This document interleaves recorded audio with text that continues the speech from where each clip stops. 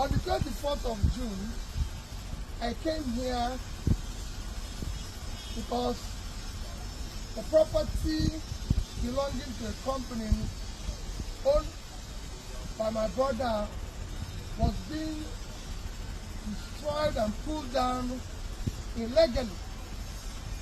And I said, what is happening? Eventually work was stopped. The court ordered even that work should stop, and it was stopped. But I noticed that on weekends they will come and continue the work.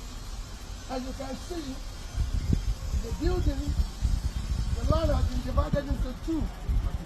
They marketed it, a new fence has been built, you know, and they are busy clearing the debris to make it an empty land. And this is what is happening. And since that 6 weeks, I've been flying, appealing for people to show me who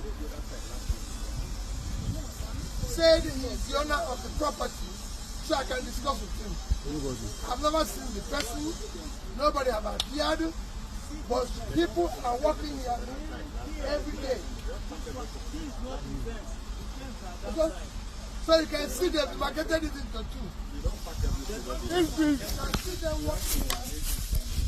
This truck should be impounded. Serious. Lock their body down. There's no stuff. That's why the fact that there's a court order saying nobody should work here. They continue to work here. The question is, what type of government do we have?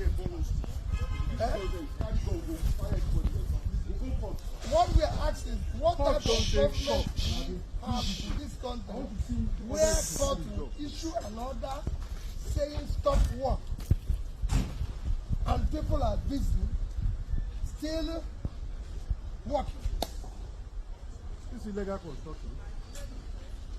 You can see the tractors and everything.